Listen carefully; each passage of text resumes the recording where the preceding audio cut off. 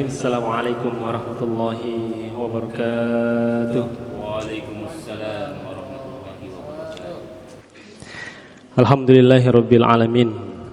Alhamdulillah ala kulli halin bi ni'matihi tatimmus shalihat. Allahumma salli wa sallim wa barik ala Muhammadin wa ala alihi wa sahbihi wa junudihi wa man tabi'ahum bi ihsanin ila yaumiddin.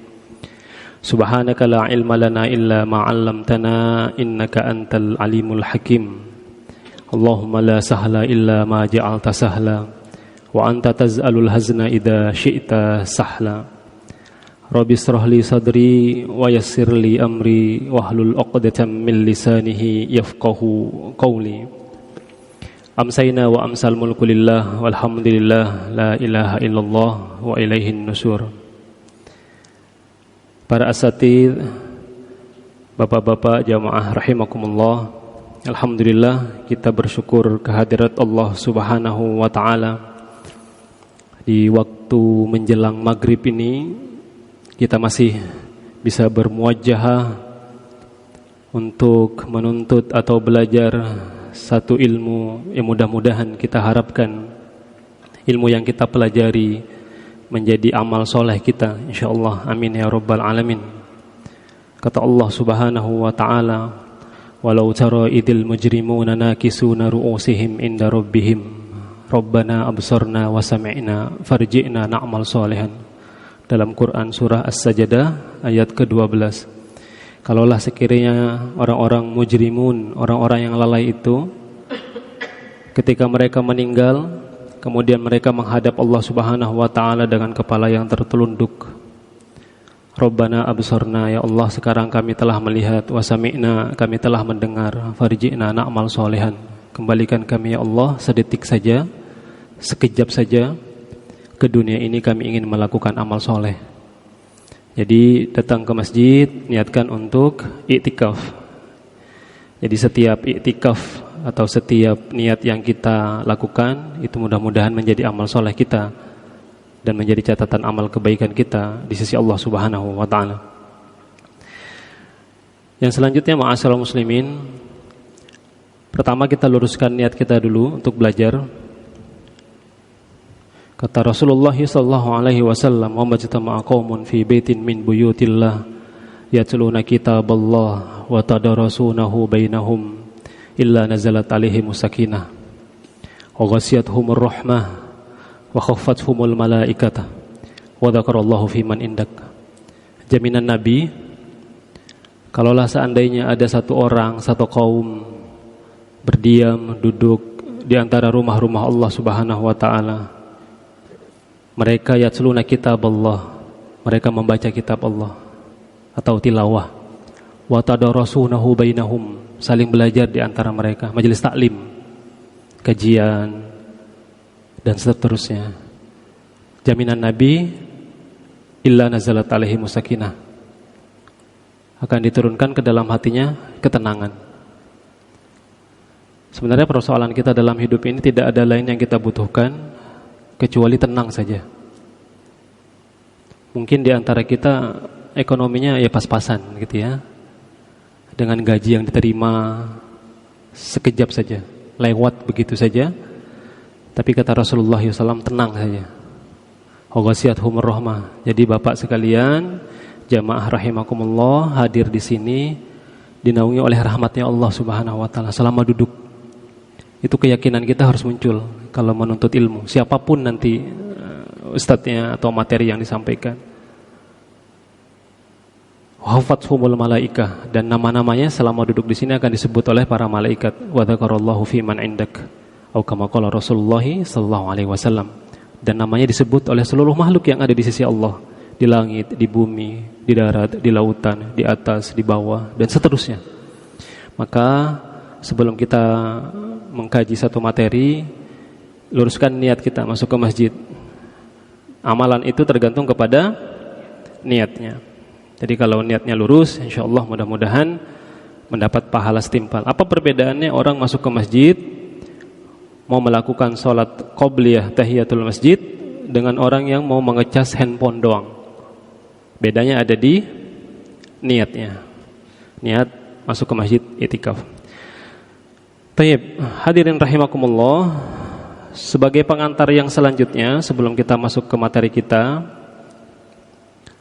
ada satu hal yang menarik dan mudah-mudahan ini menjadi trigger bagi kita terkait dengan segala aktivitas kita itu harus bernilai ibadah.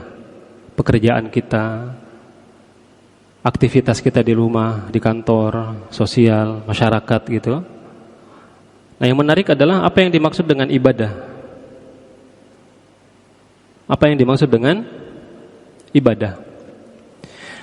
Kata Syekhul Islam Ibnu Taimiyah mengatakan, al-ibadah hiya ismun jami'un likulli ma yuhibbullaha wa yarda min aqwali wa a'mali al-batinah wa dhahirah. Jadi menurut Imam Ibnu Taimiyah, ibadah itu adalah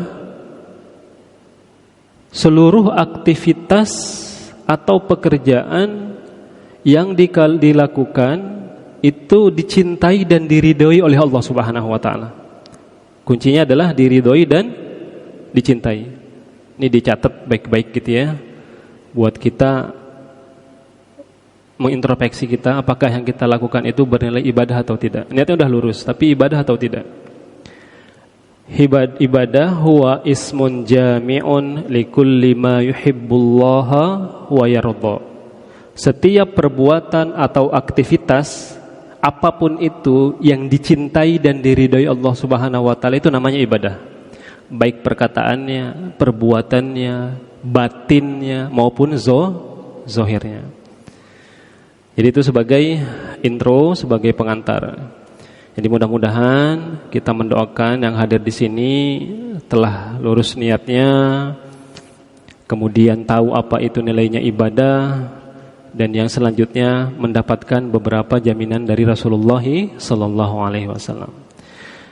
Baik, ma'asyiral muslimin, jamaah rahimakumullah. Sekarang kita akan masuk ke materi inti. Jadi materi yang akan kita pelajari pada sore hari ini insyaallah nanti sampai selepas maghrib, mudah-mudahan waktunya cukup dan nanti kita bisa kuatkan dengan beberapa pertanyaan atau diskusi. Materi yang disampaikan adalah strategi memakmurkan masjid. Strategi memakmurkan masjid.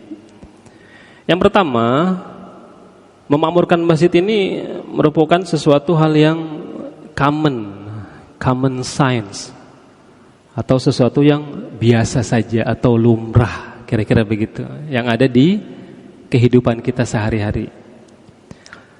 Kita bisa ambil misalkan dalam konteks modern gitu ya. Ada kemarin na'udzubillahi min dzalik, ada satu berita yang mungkin sudah sampai di kita di daerah Sumatera Utara, Masjid Sibolga. Ketika ada anak petani yang singgah ke masjid mau istirahat, diusir oleh DKM-nya yang umurnya rata-rata di antara 35 tahun sampai 50 tahun. Anak tersebut masih muda, diusir oleh 3 orang pengurus DKM, tidak boleh tidur atau istirahat di masjid. Diusir, kemudian dikeroyok, meninggal. Miris sebenarnya. Apakah itu peran masjid? Kalau boleh kita mengintrospeksi diri kita, apakah itu peran masjid? Tidak boleh ada orang yang istirahat hanya sebentar saja di masjid. Atau mungkin mekanismenya, SOP-nya mau seperti apa? Nanti kita bisa bahas lebih mendalam. Nah, ini menjadi pengingat bagi kita, bagi para pengurus dan jamaah. Pengurus dan jamaah. Karena masjid itu tidak bisa berdiri sendiri tanpa ada keterlibatan atau instrumen jamaah yang aktif. Jadi yang kita coba pelajari, sama-sama kita coba sharing terkait dengan strategi memakmurkan masjid. Jamaah rahimakumullah, strategi apa yang dimaksud dengan strategi? Apa sih strategi? Mungkin ada yang mengatakan kalau kita di perusahaan atau di satu lembaga yang orientasinya adalah menyusun satu program kerja yang itu luar biasa mendatangkan maslahat, baik urusannya dengan SDM orang maupun sumber dana atau barang, kira-kira begitu. Kan kita membutuhkan satu langkah yang strategik kalau kita sebut begitu. Ada beberapa referensi, misalkan strategi adalah satu rencana yang komprehensif, dia holistik, mencakup A sampai Z-nya, dari hulu ke hilirnya, dari timur ke barat, barat ke utara, atas ke bawah, dan seterusnya. Dia komprehensif. Jadi kalau menyusun strategi apapun itu, baik di urusan perkantoran, apalagi kaitannya dengan masjid, yang itu urusannya dengan umat, maka dia harus komprehensif. Tidak mungkin ada satu bagian yang tidak dioptimalkan. Kata kunci selanjutnya adalah strategi itu selain yang komprehensif, terarah. Dia punya arah. Bukan hanya komprehensif, ansih, tapi dia terarah. Terarah untuk apa? Untuk mencapai tujuan. Jadi kita punya tujuan. Jangankan ma'asyiral muslimin, Bapak-bapak rahimakumullah, jangankan persoalan dunia, persoalan akhirat itu kita punya rencana. Nah, problemnya adalah baik rencana yang sifatnya individu maupun organisasi, rencana kita untuk yaumil akhir kita apa? Coba kalau kita mau mengintrospeksi, punya enggak rencana kita? Ya Allah, saya cukup saja melakukan amal soleh, tidak selesai begitu saja. Atau jangan-jangan hanya melangkahkan, pokoknya rencana saya Pak Ustadz, kaki kanan saya menginjak surganya Allah Subhanahu wa ta'ala. Hanya itu? Selesai persoalan? Jadi rahimakumullah, urusan pribadi kita juga harus memiliki rencana, apalagi terkait dengan organisasi, termasuk masjid, baik jangka pendek, menengah maupun jangka panjang. Apa yang dibutuhkan untuk memaksimalkan strategi itu? Satu, mengalokasikan sumber daya, sumber dana, sarana prasarana yang efektif dan efisien. Baik, selanjutnya kita akan masuk, selain yang tadi pengantar sebagai informasi dan pengetahuan bagi kita apa yang dimaksud dengan strategi. Nanti kalau misalkan ada hal yang perlu kita kuatkan lagi terkait dengan strategi tadi, nanti kita bisa diskusikan. Materi kita kurang lebih ada beberapa poin. Yang pertama ada pengertian masjidnya, keutamaan masjid dibanding dengan pasar. Ini sesuai dengan hadis yang disampaikan oleh Rasulullah SAW. Kemudian keutamaan masjid bagi orang yang senantiasa menjaga kebersihannya. Jadi ada pahalanya orang yang menjaga kebersihan masjid, sekecil apapun gitu. Pahala memakmurkan masjid, peran masjid dari zaman ke zaman. Yang pertama, kita masuk ke materi yang selanjutnya adalah kata masjid terulang di dalam Al-Quran sebanyak 28 kali dengan segala variabelnya. Kata masjid terulang sebanyak 28 kali di dalam Al-Quran dengan bermacam variabel atau narasi yang ada kaitannya, baik itu untuk memakmurkannya maupun fungsinya sebagai baitullah dan fungsi-fungsi yang lain. Dari segi bahasa, masjid itu berasal dari kata sajada yasjudu sujudan. Artinya sujud, tempat bersujud, dan bentuk jamaknya adalah masajid. Jadi kalau masjid itu, hadirin rahimakumullah, dia merupakan tempat sujud. Nanti ada pertanyaan misalkan, apa perbedaannya masjid dengan musola? Apa perbedaannya masjid dengan musola? Nanti kita bisa bahas. Dalil yang paling kuat yang sering kita dapatkan kalau kita membaca beberapa referensi maupun firman Allah Subhanahu wa taala Al-Qur'an dalam hal ini, itu Quran surah At-Taubah ayat ke-18.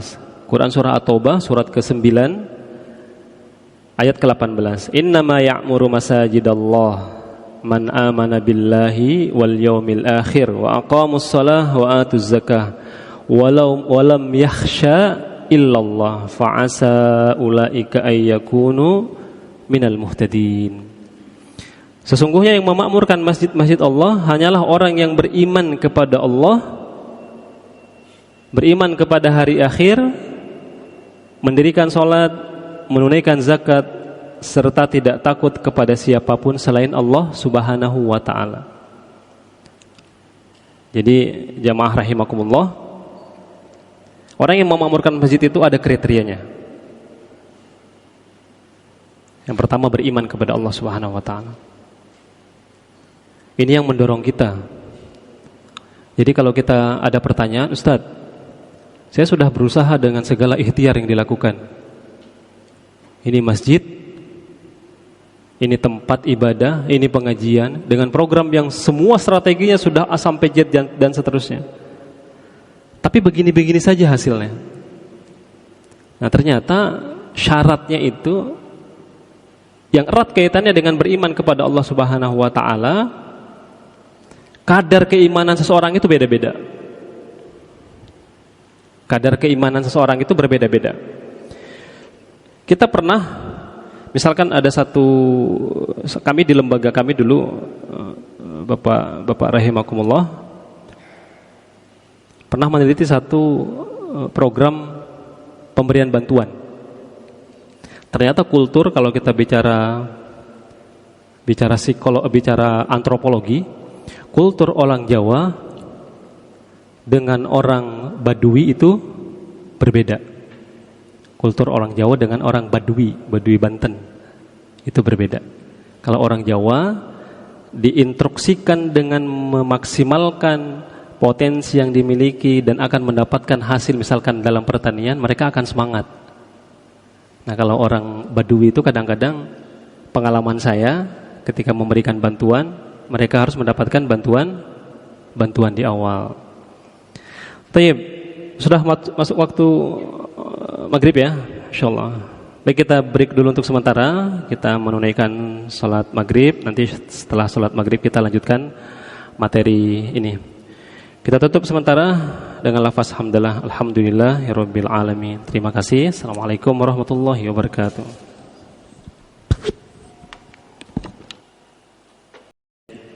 Bismillah. Kita mulai lagi ya, Bapak Ibu sekalian, Bapak-bapak sekalian. Bismillahirrahmanirrahim. Assalamualaikum warahmatullahi wabarakatuh. Tayyib, ma'asyiral muslimin, hadirin rahimakumullah, kita lanjutkan materi kita. Tadi terakhir kita bahas Quran surah At-Taubah ayat ke-18. Jadi ini menjadi ayat atau landasan normatif untuk memakmurkan masjid. Jadi siapapun gitu ya, ingin memakmurkan masjid, memakmurkan itu kan meramaikan masjid, melakukan aktivitas yang masjid itu bisa hidup, bisa bertumbuh, dan insya Allah kemanfaatan masjid itu akan dirasakan oleh jamaah yang ada di sekitarnya gitu. Bahkan ada satu tagline misalkan di masjid-masjid yang lain, bahwa masjid itu bisa menjadi salah satu instrumen sebagai penentasan kemiskinan, penentas kemiskinan. Jadi kalau misalkan ada lingkungan sekitar jawil kurba, baik itu basisnya adalah masjid perkampungan, masjid perkantoran, yang dia memiliki jumlah jamaah atau jumlah karyawan, misalkan lebih dari beberapa orang, ratusan atau ribuan orang, maka masjid itu bisa menjadi penentas kemiskinan. Penentas kemiskinan. Tahun 2022 pernah ada berita di daerah Jakarta Barat, masih di Jakarta, ada kasus satu keluarga, adik kakak sama suaminya yang kisaran umur 50 sampai 60 tahun. Ketika didatangi rumahnya, sudah diketahui dalam keadaan meninggal di daerah Jakarta Barat. Ketika melakukan penyelidikan kepolisian, ternyata kasus yang meninggal ini adalah kelaparan. Bapak-bapak bisa pahami gitu ya. Di tengah kota yang padat di daerah Jakarta tahun 2022 ada kasus kelaparan. Kasus kelaparan. Nah, masjid misalkan atau instrumen apapun baik yang dikelola oleh pemerintah, swasta atau lembaga-lembaga yang selain masjid itu harusnya peduli terhadap lingkungan sekitar.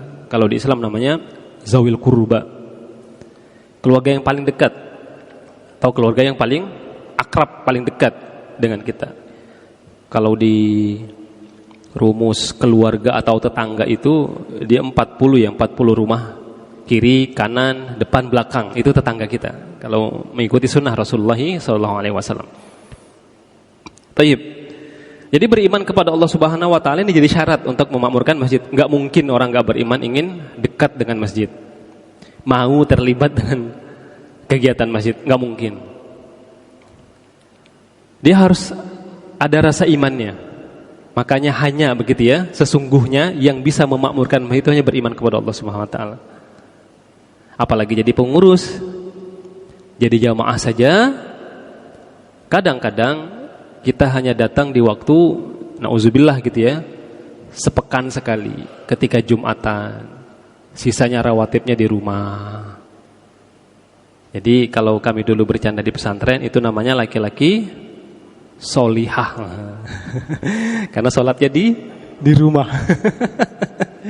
Jadi laki-laki solihah ya. Padahal harus jadi semangat ya beriman nih. Memakmurkan masjid itu ya, dia terlibat, dia ingin mau meramaikan masjid. Karena hanya beriman. Kemudian hari akhir dia yakin bahwa ada hari pembalasan.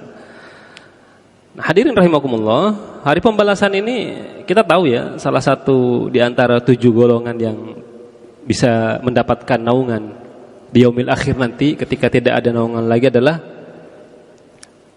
laki-laki atau pemuda yang mu'allaqatun qulubuhum fil masajid. Hatinya terikat dengan masjid. Ya Allah, Allahu Akbar ketika sholat. Azan berkumandang. Tek gitu. Hatinya menyentuh itu. Saya kuat jalan kaki sehari itu bisa sampai 12.000, 13.000 ke masjid. Hanya 500 langkah tidak kuat. Berarti level keyakinannya kurang. Jadi iman kepada Allah, meyakini yaumil akhir. Yaumil akhir itu banyak breakdownnya kalau kita ngelihat ketika Allah Subhanahu Wa Taala menyebutkan yaumil akhir di Al-Quran, bisa hari pembalasan, hari kebangkitan, hari hisab. Kalau kita belajar tafsir, salah satunya adalah tafsir Ibnu Katsir. Mendirikan sholat yang selanjutnya, ini syaratnya. Nah, masjid salah satu fungsinya adalah untuk bersujud.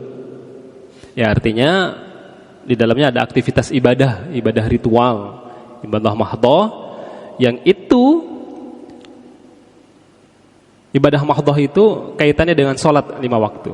Nanti ada fungsi-fungsi yang lain. Dan yang terakhir adalah menunaikan zakat. Nanti ada beberapa yang kita coba breakdown. Apa nanti dari beriman kepada Allahnya, yaumil akhirnya, mendirikan sholatnya, zakatnya, termasuk yang tidak takut kepada siapapun kecuali kepada Allah Subhanahu Wa Taala. Masya Allah, ini ayat yang luar biasa. Ma'asyiral muslimin.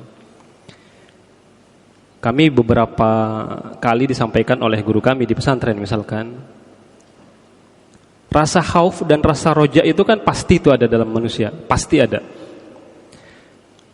Nah ternyata rasa khauf dan rasa roja itu harus balance, harus tawazun, moderat. Tidak khaufnya lebih dominan daripada rojanya, atau sebaliknya, rojanya lebih dominan, khaufnya lebih kurang. Tidak boleh.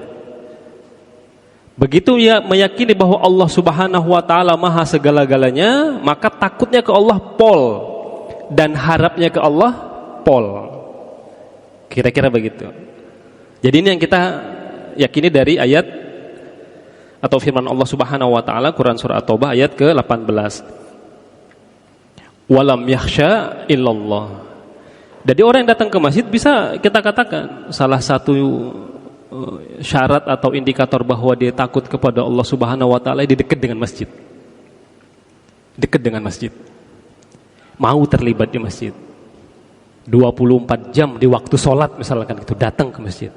Jamaahnya rajin. Berpuluh-puluh tahun balik ke masjid.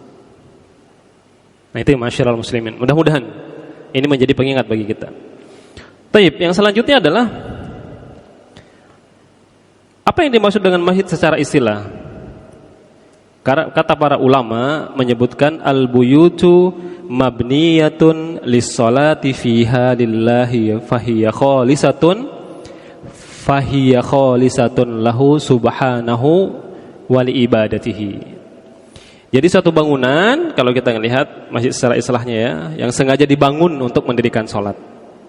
Ini kalau pendapat para ulama dalam tafsir An-Nasafi jilid 4 halaman 1 gitu ya, di Darul Kutub Al-Arabiyah di negara Beirut diterjemahkannya ke Indonesia.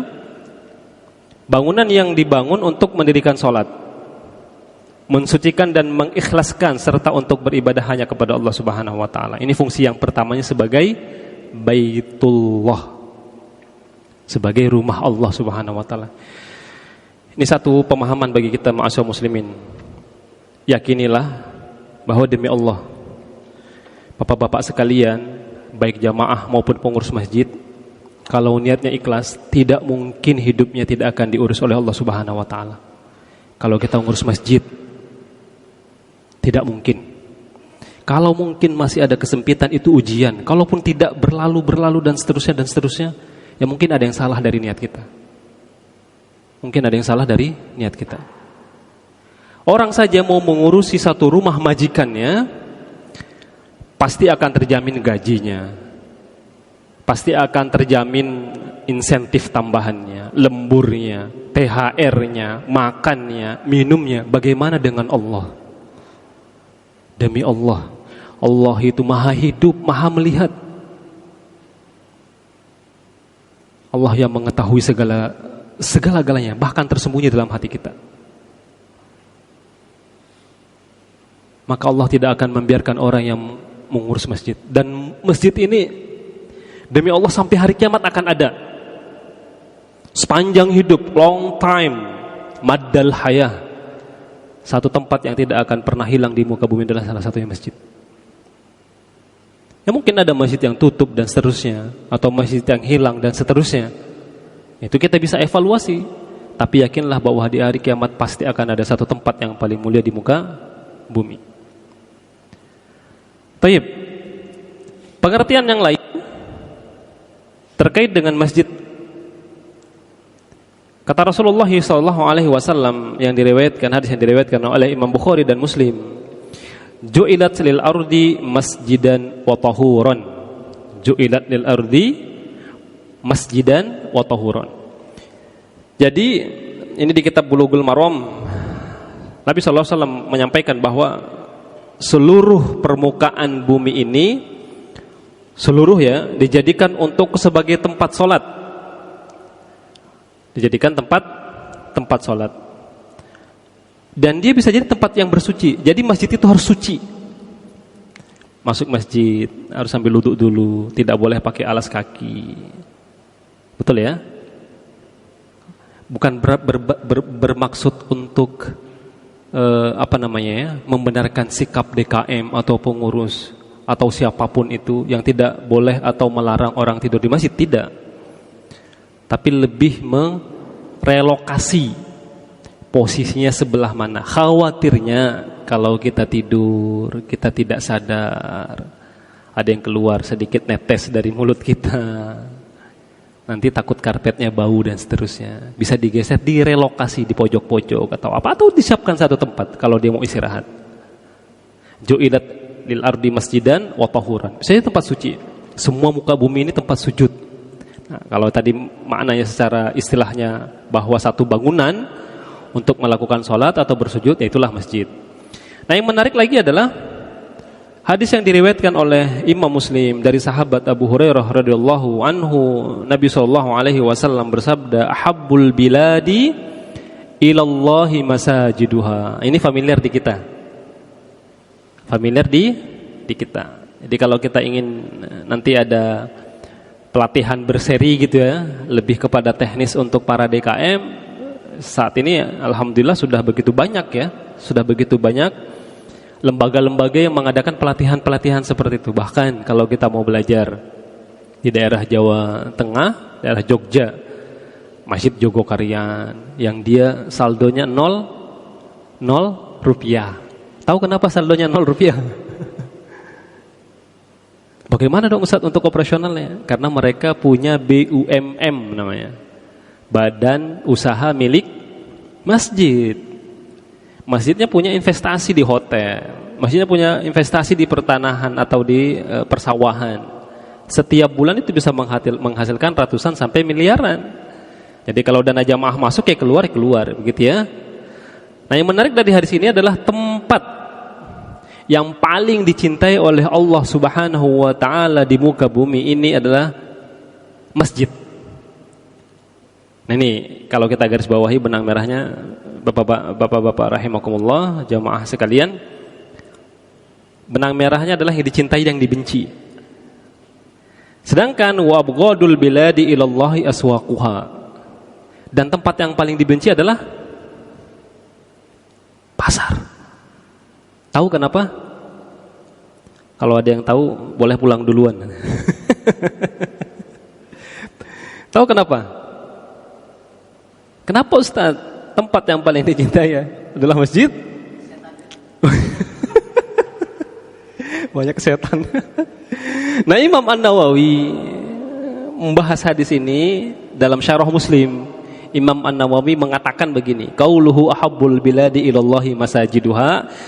Nabi SAW bersabda, tempat yang paling dicintai adalah masjid karena li'annaha buyutut ta'ati. Karena itu rumah ketaatan, rumah tempat orang melakukan ketaatan itu di masjid. Kata Imam Nawawi. Wa asasuha 'ala taqwa. Dan pondasi orang yang terlibat ke masjid, mengurus masjid, mendirikan bangunannya, jamaah yang mau terlibat ke sini, prinsipnya adalah karena takwa. Enggak mungkin yang lain. Kalau niatnya itu urusan mereka dengan Allah Subhanahu wa taala. Tapi terlihat secara zahir wa assasuha taqwa, kata Imam Nawawi.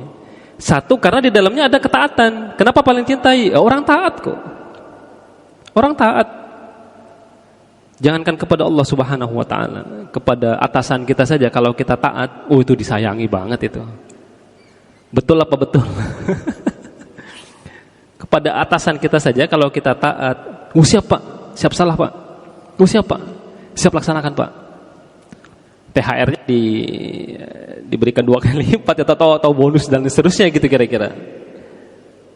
Nah, kata Imam Nawawi, kenapa dikatakan bahwa yang paling dicintai adalah masjid? Li'annaha buyutut ta'ati wa asasuha 'ala taqwa. Karena itu tempat didirikan, tempat ketaatan, dan didirikan di atasnya adalah ketakwaan kepada Allah Subhanahu wa taala. Nah, yang menarik adalah wa abghadul biladi ilallahi aswaquha. Sedangkan kalimat tempat yang paling Allah benci adalah pasar, li'annaha, dikarenakan mahallul ghishyi wal khida'i war riba'i wal aimanil kadzibati. Nah, tadi menarik ya. Semua perbuatan ini adalah ujungnya setan. Semua perbuatan. Pasar kenapa? Karena di pasar itu tempat tipu-tipu, orang memanipulasi dagangan, potensinya gitu ya. Secara potensi di pasar itu orang mengurangi timbangan, melakukan tipu daya itu lebih dominan. Nah, kira-kira begitu daripada di masjid. Kita mau ngobrol politik misalkan di masjid, nggak enak di masjid. Nanti kita di luar aja Pak. Itu kata Imam Nawawi. Tempatnya riba. Mungkin ada bab udah dibahas sama ustaz yang lain yang terkait dengan riba. Apa itu riba? Nanti bisa dibahas dengan yang riba lah. Yang penting itu, masya Allah, nauzubillah. Mudah-mudahan kita tidak terlibat dan kita mohon kepada Allah Subhanahu wa taala di dunia yang modern seperti ini kita terhindar dari persoalan atau perkara-perkara ribawi. Janji-janji palsu ada di pasar dan mengabaikan Allah Subhanahu wa taala. Orang lalai terhadap Allah Subhanahu wa taala. Dan yang terakhir adalah serta hal serupa lainnya. Artinya serta hal serupa lainnya ini ya kaitannya terkait dengan yang tipu daya iblis atau tipu daya setan. Ini perkataan Imam Nawawi, bisa dicarikan referensinya di Syarah An-Nawawi Sahih Imam Muslim. Tayyib, yang selanjutnya adalah apa keutamaan menjaga kebersihan masjid? Nah, ini kita coba masuk ke hal lebih konkret.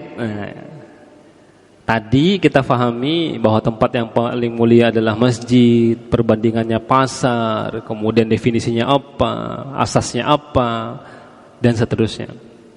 Ternyata ma'asyiral muslimin, jamaah rahimakumullah, keutamaan menjaga kebersihan masjid, kebersihannya ini definitif disebut. Kata Rasulullah SAW, dosanya akan diampuni. Dosanya akan diampuni. Ini luruskan niat nih. Karena kalau kita hanya datang melakukan aktivitas perkantoran, kemudian sholat yang itu bisnis as usual, yang rutinitas yang kita lakukan, yang biasa kita lakukan, kalau dia nggak benar, yang didapat cuma capek doang, sayang. Cuma capek, ketemu anak, berangkat itu sebelum anak buka mata, pulang ke rumah anak udah tidur, capeknya doang. Jadi kalau ada kotoran, setidaknya kita ambil, niatkan karena Allah Subhanahu wa taala. Hadis ini dituliskan oleh Imam Asyuyuti dalam kitab Lababul Hadis. Kata Rasulullah SAW, "Man akhraja qadaratan minal masjidi biqadri ma yaduru fil aini, akhrajahu Allah taala min a'dhami dzunubihi, min a'dhami junubihi." Siapa yang mengeluarkan kotoran dari masjid, mengeluarkan kotoran dari masjid, walaupun seukuran, kalau disebutkan hadisnya ini, tafsir hadisnya sebesar biji zarrah, biji sawi, sangat kecil, yang dipandang oleh mata yang paling kecil, tapi masih terlihat, dia masih membersihkan debu, ambil sapu, kemudian kita ambil, tidak peduli siapapun.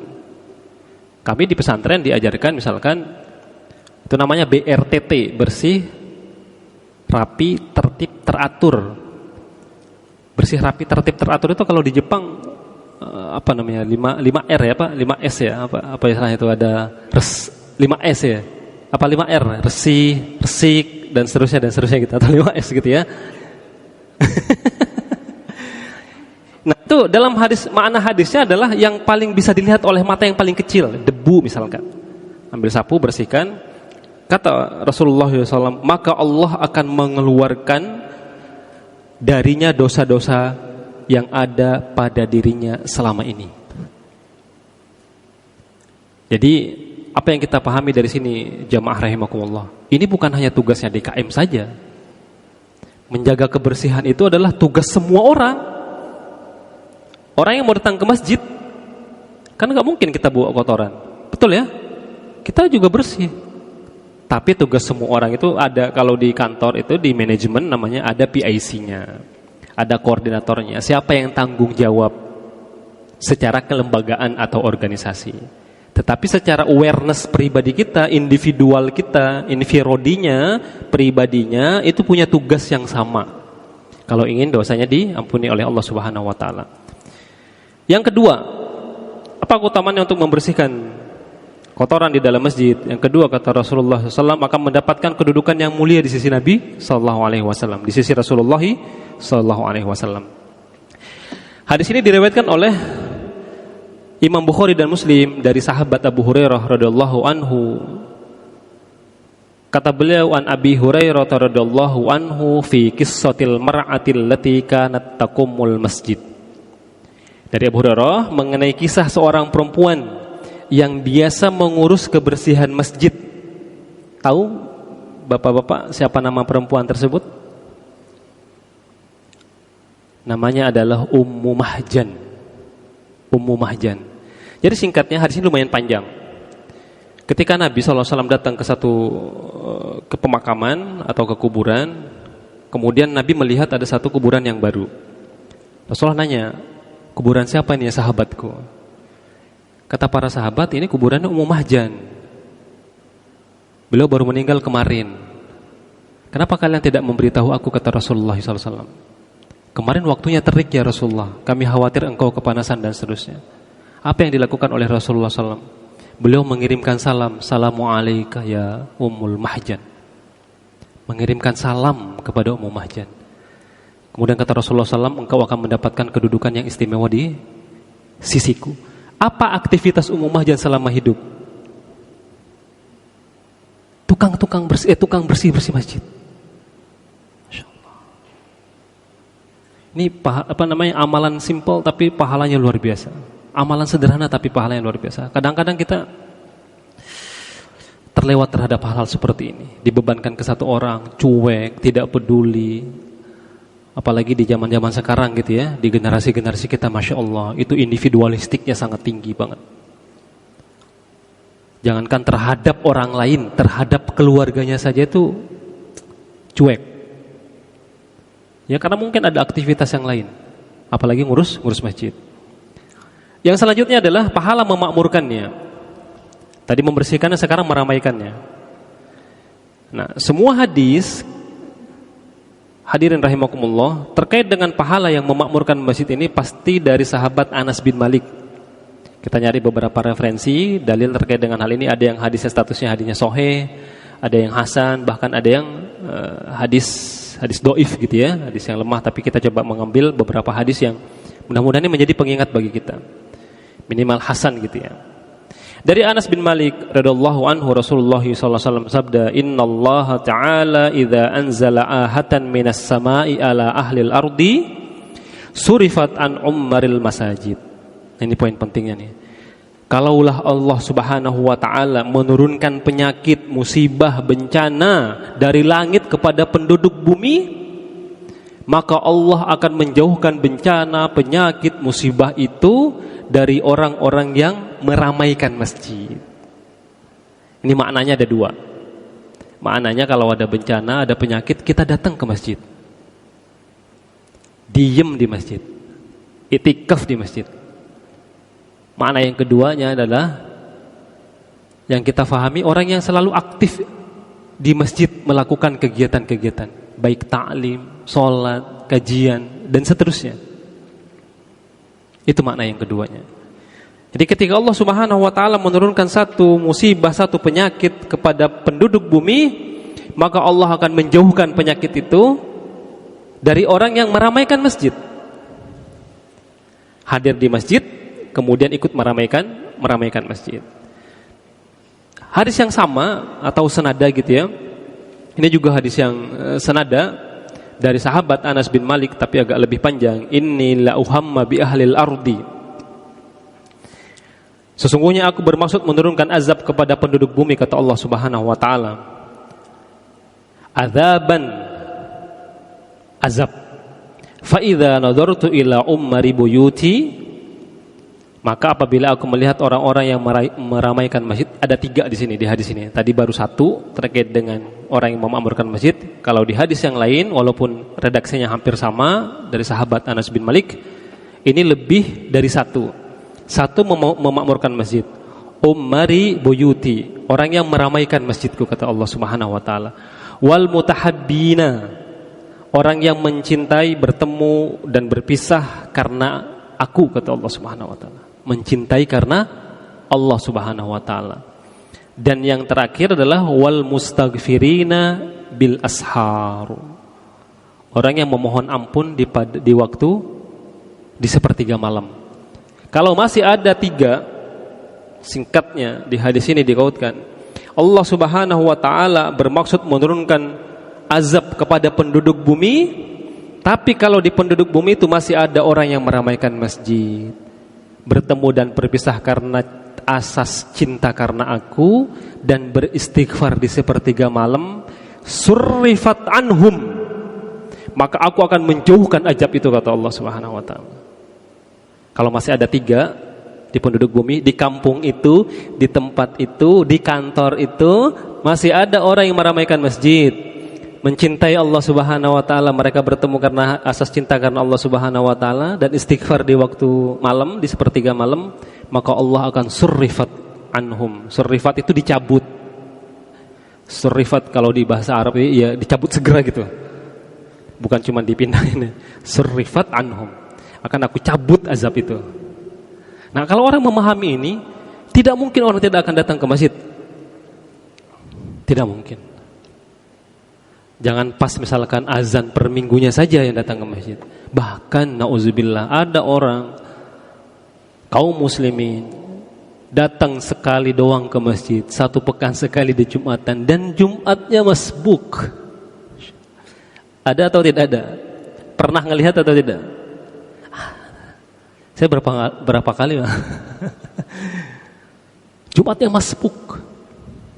Wallahu alam, sesibuk apa antum sampai Jumatan saja antum masbuk.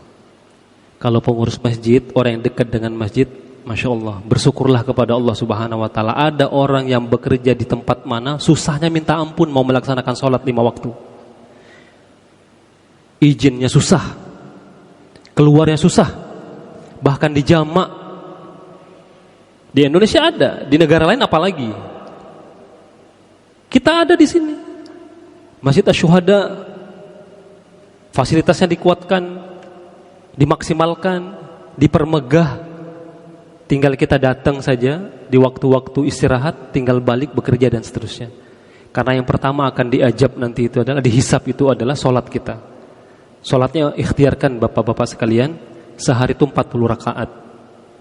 Semangatnya nih, semangatnya 40 rakaat. Rawatibnya itu 5 waktunya 17, ditambah duha 2 rakaat, tahajudnya 11 rakaat, rawatib ba'diyahnya 6 rakaat. Betul ya? Ba'da qabla zuhri, ba'da zuhri, ba'dal maghribi, ba'da isya, ba'da maghrib, qabla subuh. Itu 40 rakaat. Kalau bisa ikhtiarkan. Pernah guru kami ditanya, kamu sholat zuhur berapa rakaat? 4 rakaat Ustaz. Enggak terbang itu sholat. Enggak ada sayapnya. Harusnya ba'diyah qobliyahnya 2 biar nendang ke atas. Rawatibnya jangan ditinggalkan kalau bisa.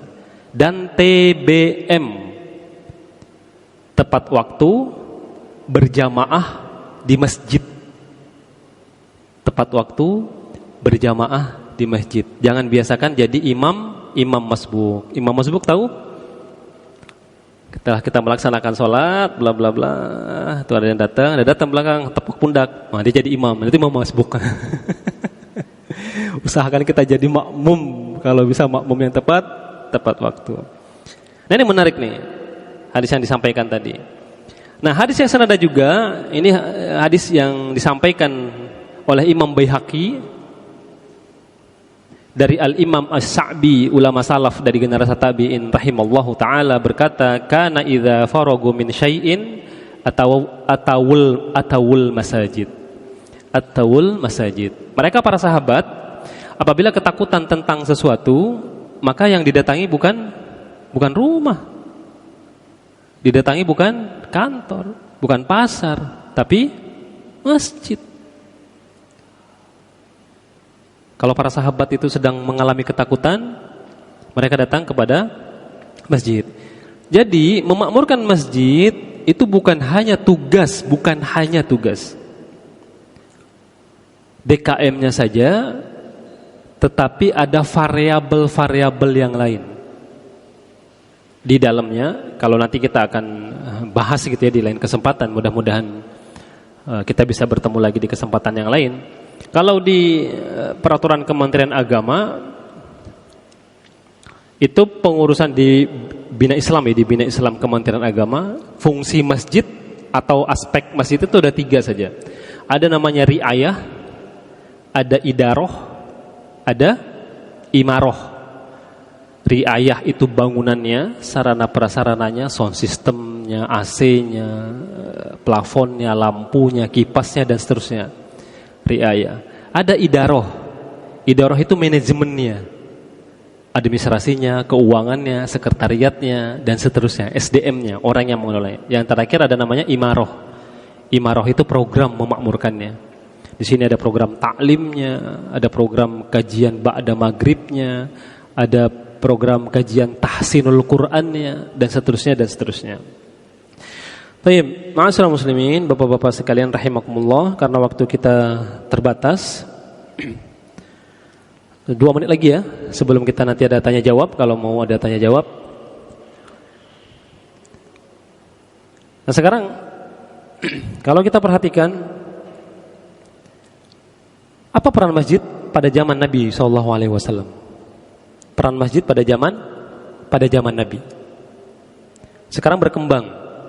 Kalau kita bagi beberapa fase, daripada zaman Nabi, awal mulanya Islam, kemudian pada zaman Khalifah Ar-Rasyidin, kemudian pada zaman kerajaan Islam, misalkan Umayyah, Abbasiyah, dan kerajaan Ottoman, yang itu fungsinya masing-masing berbeda setiap zamannya.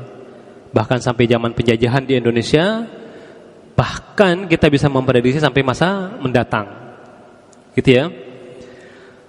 Nah, yang terakhir, nanti kita bahas yang terkait dengan hal yang pada zamannya itu. Nah, yang terakhir, ma'asyiral muslimin, sebelum kita diskusi, ada istilah yang familiar di kita, DKM. Apa itu DKM? Nah, sekali lagi nih, yang bisa tahu boleh pulang duluan. Apa itu DKM? Di istilah kita nih, sehingga kita tahu tugas dan fungsinya, tupoksinya tahu. Nah, sebagai informasi di kita bagi 2. Ada Dewan Kemakmuran Masjid, ada Dewan Keluarganya Allah Subhanahu wa taala, atau Dewan Masjid, atau Dewan Keluarga Masjid. Dewan Keluarga Masjid DKM, Dewan Kemakmuran Masjid ya DKM. Dewan Keluarga Masjid apa? Innama umarul masajiduhum ahlullah. Nah, ini poinnya, Bapak-bapak sekalian.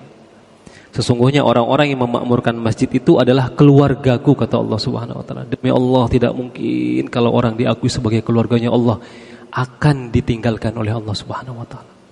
Tidak mungkin. Yakinlah kalau niat kita ikhlas, Bapak-bapak sekalian, kita akan menghadap Allah Subhanahu wa taala. Kenikmatan yang paling tinggi di antara kita itu apa? Menurut kita apa? Nanti ketika kita meninggal, surga Firdaus, itu hanya itu saja.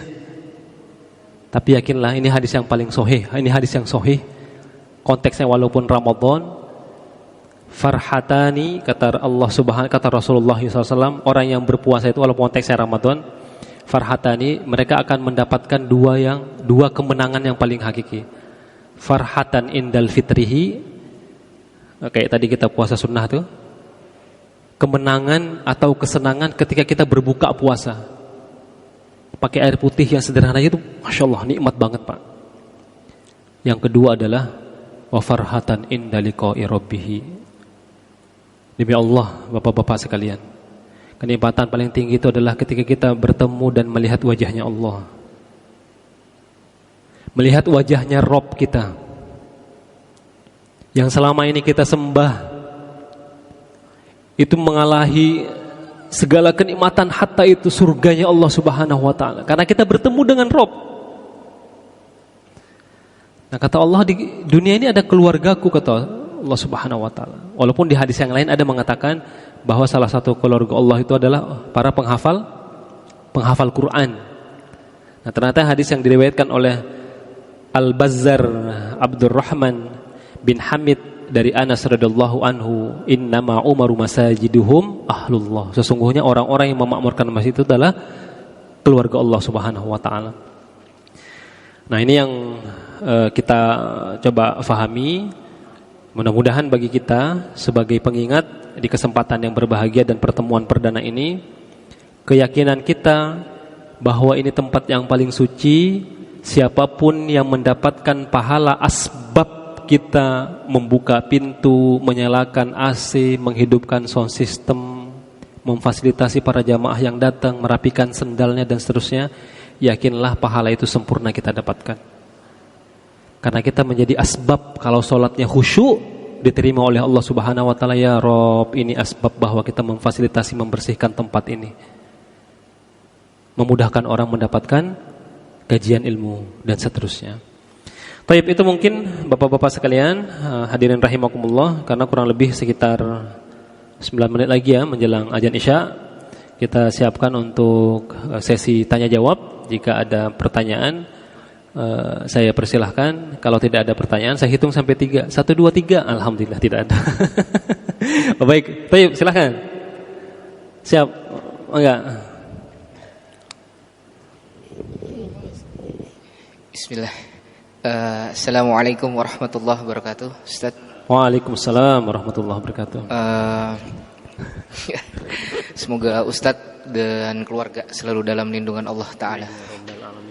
Izin mau nanya Ustaz sebelumnya. Siap. Kita kan di zaman yang teknologi yang sudah sangat masif ya Ustaz. Mungkin ada beberapa yang sekarang ini teknologi itu yang sudah sampai di tangan kita dan semua sudah bisa kita jangkau ya. Dan itu ada beberapa poin penting yang contoh kita nggak boleh melakukan akad jual beli dalam masjid Ustaz, kalau nggak salah ya, betul ya. Kita kan sekarang all shop itu kan ada ya. Mungkin adab-adab yang memang harus dijaga dengan adanya teknologi yang ada dan yang memang sudah ada dari dulu, akad jual beli dengan pembaharuan yang sekarang itu mungkin yang kita perlu ada juga. Dan secara garis besar pertanyaannya adalah adab-adab yang harus dijaga di masjid yang memang terhadap teknologi yang ada sekarang ini. Gitu sih, terima kasih. Assalamualaikum warahmatullahi wabarakatuh. Waalaikumsalam warahmatullahi wabarakatuh. Barakallahu fikum. Ya, ini Masya Allah pertanyaannya sudah lompat ke adab kita ya. Nanti pembahasannya kita akan ada adab-adab terkait dengan ketika memasuki masjid. Tapi secara umum kita diskusikan bahwa sekarang fenomena ini, fenomena di tengah-tengah masyarakat itu, kalau perkembangan fikih itu kan dia biasanya sangat adaptif terkait dengan perubahan zaman. Fikih itu prinsipnya, hadirin rahimakumullah, tidak boleh kaku. Fikih itu tidak boleh kaku. Pasti akan ada satu zaman, satu kondisi, ada jawabannya. Kira-kira begitu ya. Nah, kaitannya dengan perkembangan sekarang, kalau adab-adab di masjid, kalau kita ngambil satu kasus yang paling clear gitu adalah transaksi di masjid itu. Kayak misalkan saya di masjid kami, kita sekarang pakai QRIS namanya itu. Jadi orang ketika Jumatan dia tinggal scan, karena dia nggak bawa uang cash. Sekarang uangnya ada di dompet digital, betul ya? Mungkin cashnya adalah 100.000, tapi dompet digitalnya bisa 100 juta, gitu ya kira-kira ya.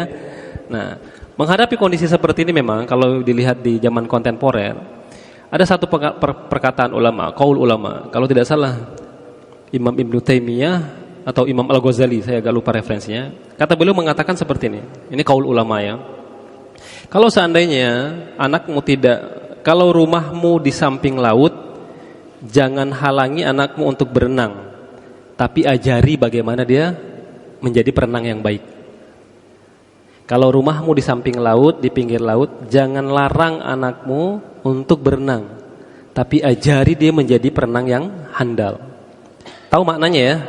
Konteksnya adalah sekarang perkembangan zamannya begitu luar biasa. Sekarang ada AI lah, menyusun materi khutbah aja tinggal diketik di AI, muncul itu sama dalil dan seterusnya. Segampang itu gitu. Nah, terkait dengan teknologi, kalau saya berpandangan bahwa selama itu orientasinya tidak menyelisihi pendapat para ulama dan adab-adab yang tidak frontal terkait dengan masjid, itu nggak ada masalah. Yang penting transaksinya diatur, jangan ada uang cash misalkan gitu ya, karena pakai dompet digital dan seterusnya. Nanti kita bisa kaji terkait dengan fikih. Uang cash diminimalisir kalau di masjid. Ya di luar boleh lah, karena kan clear tuh, nggak boleh ada transaksi jual beli kalau di masjid. Bahkan guru kami mengajarkan itu, nggak apa-apa nanti di pinggir misalkan ada UMKM yang bisa aktif tuh, tapi selama di halaman masjid, tapi tidak dipakai atau tidak berada di area tempat sholat. Nah itu kan clear tuh, nggak boleh. Itu pendapat ulama clear. Jumhur ulama mengatakan begitu, tidak boleh. Nah bagi kita adalah para DKM itu atau para pengurus yang bertanggung jawab, gitu kira-kira ya. PIC-nya tetap, karena kalau tidak ada PIC-nya ya nggak ada manajemennya, ya sama aja. Siapa yang bisa bertanggung jawab? Kalau misalkan datang ke masjid, sound systemnya mati, Siapa yang tanggung jawab? Harus ada satu orang. Itulah kita pilih pengurus misalkan, atau pilih DKM-nya misalkan. Nah, teknologi itu kita bisa manfaatkan untuk kemaslahatan lebih banyak informasinya, atau kita bisa siapkan di luar itu sebelum masuk masjid. Kirisnya bisa di situ, lewat mengintroduksikan lewat MC misalkan. Baik Bapak Ibu sekalian, misalkan kalau mau menunaikan zakat infak sedekahnya, kami memfasilitasi kiris yang bisa di-scan barcode-nya ada di depan pintu-pintu masuk masjid. Meminimalisir masuk ke masjid. Itu bisa kita lakukan. Yang penting dan yang pasti jangan menyalahi fungsi dari masjid. Fungsi dari masjid ya kalau kita lihat dari beberapa rangkuman ya kan lumayan banyak tuh. Nah, kalau kita mau mengerucut, saya lebih sepakat ke 5 fungsi saja tuh. Kalau di di kolaborasi ada kolaborasi Masjid Pemberdaya Dompet Duafa. Ada namanya Baitullah, ada Baitul Mal, ada Baitul Tarbiyah, ada Baitul Dakwah. Yang terakhir adalah ada Baitul Muamalah. Nah, 5 fungsi inilah yang kita optimasi untuk masjid. Jangan bikin rusuh, jangan melakukan perzinahan di masjid, jangan melakukan transaksi apalagi ribawi di masjid, jangan membuat orang lain terganggu. Nanti ada beberapa aktivitas kita. Masjid itu menjadi apa istilahnya ya? Kalau kita melihat itu menjadi kebutuhan manusia secara total, itu memenuhi kebutuhan manusia secara total itu ada di masjid. Ini manusianya. Ke atasnya dia ke Allah. Ke kanannya dia manusia lain. Ke bawahnya dia bisa diri sendiri. Ke kirinya dia ke lingkungan sekitar, alam sekitar, bangunannya, soundnya, karpetnya nggak boleh dilipat sembarangan dan seterusnya. Jadi masjid itu menyentuh kebutuhan manusia secara total. Ada di masjid. Ada di masjid. Bahkan aktivitas transaksi itu pun kalau kita mau lakukan gitu ya kita hindari semaksimal mungkin kita hindari. Jangan dilakukan di dalam masjid. Apalagi transaksi yang sifatnya jual beli, bahkan deal-dealan harga dan seterusnya.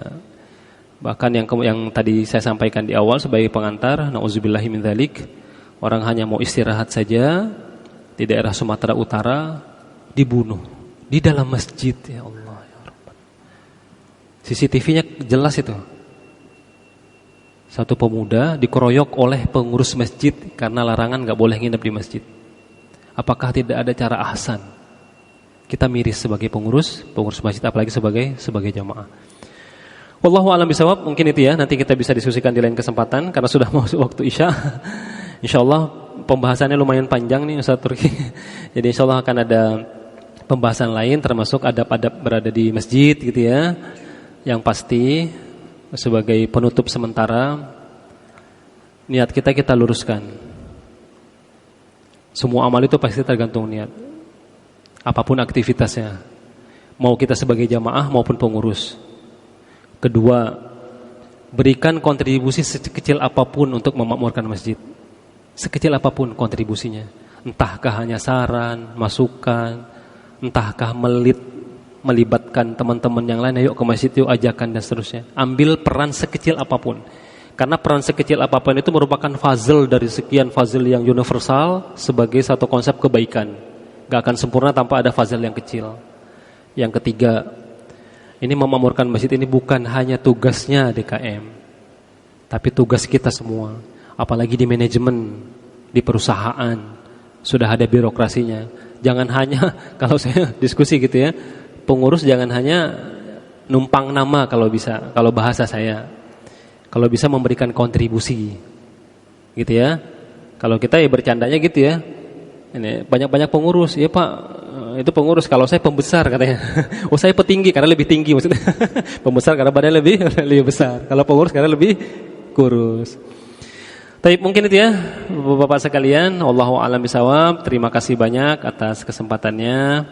Mudah-mudahan yang hadir di sini sekali lagi berharap Allah catat aktivitas dan duduk kita menjadi amal soleh kita, dan insyaallah akan mendapatkan ganjaran yang terbaik. Amin ya rabbal alamin. Kita tutup dengan lafaz hamdalah, alhamdulillahirabbil alamin, dan kita sempurnakan dengan doa kafaratul majlis. Subhanakallahumma wa bihamdika asyhadu an la ilaha illa anta astaghfiruka wa atubu ilaik. Billahi taufiq wal hidayah. Assalamualaikum warahmatullahi wabarakatuh.